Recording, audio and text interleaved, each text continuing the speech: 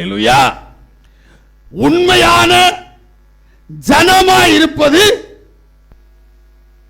யாருன்னு முதல்ல தெரியணும். இப்ப உண்மை இல்ல நம்மட்ட இருக்கா? சகரியாவுடைய புஸ்தகம் 8வது அதிகாரம் 7-8 வாசிங்க. இதோ கிழக்கு தேசத்திலும் தெற்கு தேசத்திலும் இருந்து என் ஜனங்களை நான் ரட்சித்து அவர்களை அழைத்து கொண்டு வருவேன். அவர்கள் எருசலேமின் நடுவிலே குடியிருப்பார்கள். அவர்கள் எனக்கு உண்மையின் நீதிமான ஜனங்களாய் இருப்பார்கள்.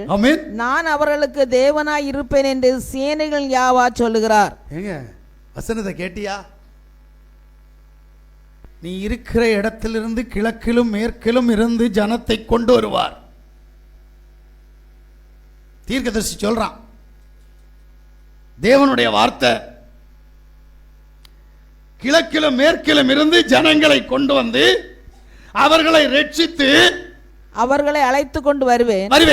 அவர்கள் எனக்கு எப்படிப்பட்டவர்களா இருப்பாங்க? எருசலேமின் நடுவிலே குடியிருப்பார்கள். அவர்கள் எனக்கு உண்மையின் நீதிமான ஜனமாய் இருப்பார்கள். ஒண்ணு செய்வோமா? எல்லாரும் பிளைட்ல டிக்கெட் போடுவோமா? எருசலேம் போறதுக்கு. அங்க போய் இருந்தா தானே உண்மையுள்ள பிள்ளையா இருக்குமாரா? இல்ல, இந்த எருசலேமுக்குள் அவர் வாசம் பண்ணுகிற இந்த எருசலேமுக்குள் நீ உண்மையா இருக்கணும். முடியுமா? நீ அங்க போக வேண்டாம். ஆவிக்குரிய எருசலேம் இங்க இருக்கணும். முடியுமா? உன்னில் மாற்றம் இருக்குது.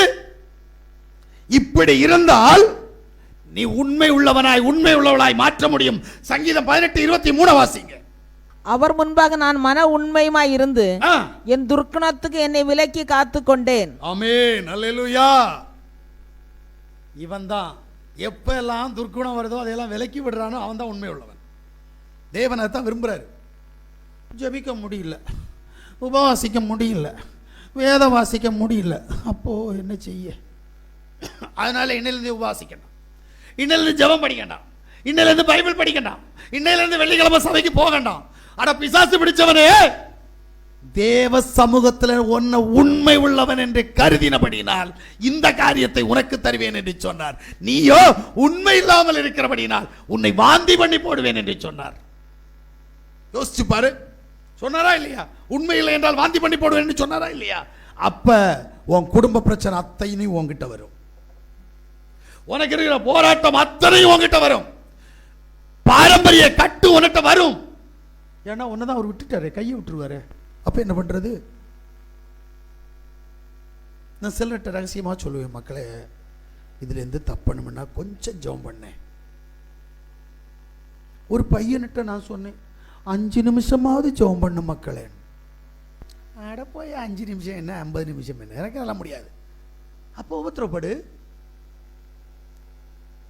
நீ கேட்கறது கிடைக்காது. சமாதானம் இருக்குது, சந்தோஷம் இருக்குது, நிம்மதி இருக்குதுன்னு கேட்டா இல்ல.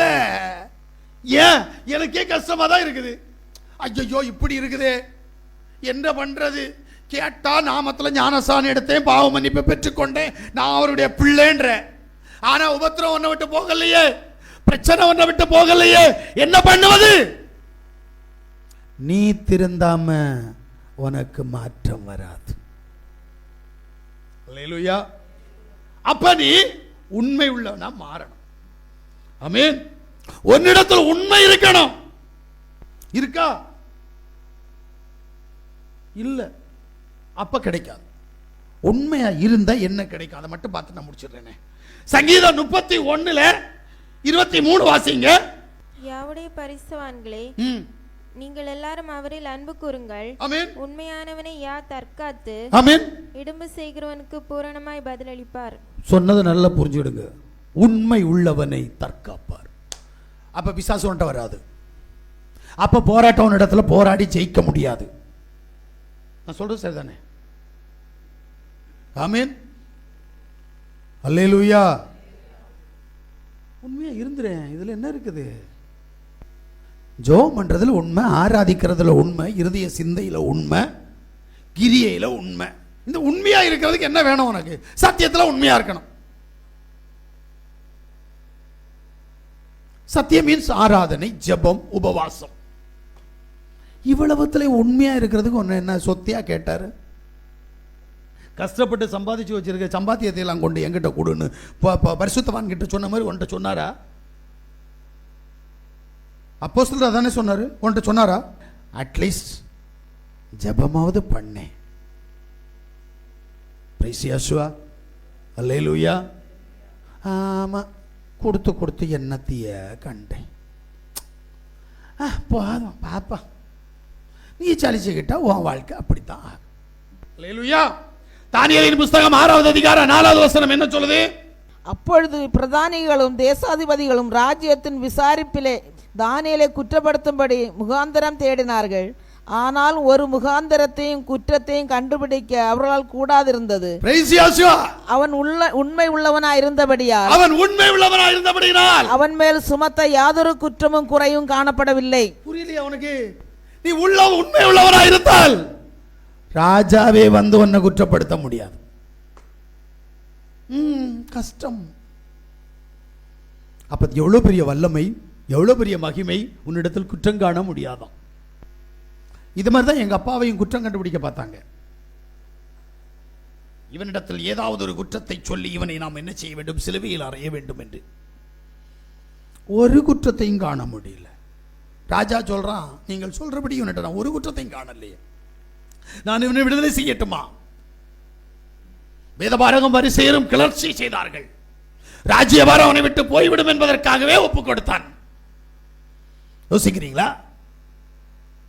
தேவ சமூகத்தில் நீ உண்மையாயிருந்தால் உன்னிடத்தில் குற்றம் என்கின்ற பாவம் இல்லாமல் இருக்கும். உண்மை இல்லை என்று சொன்னால் பாவமாகிய குற்றங்கள் உன்னிடத்தில் கடந்து வரும். அதனுடைய ஊடாய் பிரபஞ்சத்தின் அதிபதி பிசாசு உன்னிடத்தில் வருவான். அவன் உன்னை ஆளுகை செய்வான். பாவத்தின் மூலமாகத்தான் இப்பிரபஞ்சத்தின் அதிபதி நம்மை வஞ்சிக்கிறான். நம்முடைய உடலை, நம்முடைய இருதயத்தை, நம்முடைய குடும்பத்தை பிசாசு அவன் கையில் எடுப்பதற்கு காரணம் நாம் தேவனுக்கு பிரியமில்லாத காரியத்தை செய்வதே. அல்லேலூயா, அல்லேலூயா. அப்ப தேவன் உன்னிடத்தில் விரும்புகிறது உண்மை உள்ளவனை அவர் தற்காத்துக் கொள்வார்.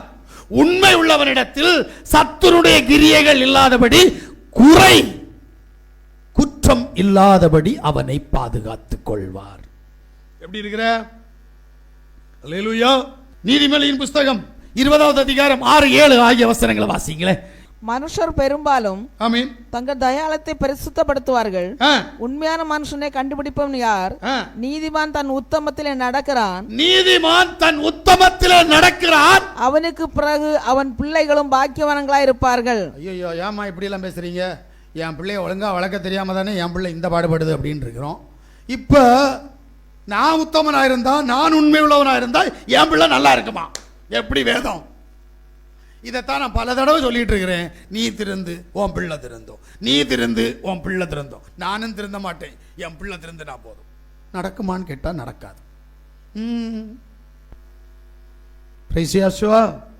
பிள்ளைகள் தேவனுக்கு பிரியமான பிள்ளைகளாய் மாற வேண்டுமானால் நீயும் நானும் திருந்தணும். நீயும் நானும் தேவனுக்கு உண்மை உள்ள பிள்ளைகளாய் மாறணும். அதனுடைய பலனை நம்முடைய பிள்ளைகள் அனுபவிக்கும். அல்லேலூயா, அல்லேலூயா.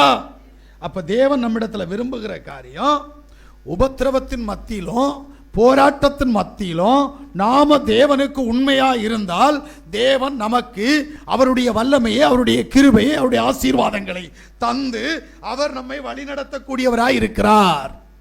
அல்லேலூயா. இனியாவது உண்மையா இருப்போமா? அதான் தரேன்றார்ல. நான் உண்மையா இருக்க மாட்டேன். அப்ப நீயும் சரி, உன் குடும்பமும் சரி, உன் பிள்ளையும் சரி பிசாசுக்கு அடிமை. இந்த அடிமைத்தனத்தில் மாறணும்னா அவருக்கு உண்மை உள்ளவனாய் நீ மாறணும். உண்மை உள்ளவன் பரிபூர்ண ஆசீர்வாதத்தை பெறுவான். நம்ம எல்லாரும் கண்களை மூடுவோமா? கேட்ட வார்த்தையினுடைய ஊடாய் நம்மை ஒப்புக் கொடுப்போமா?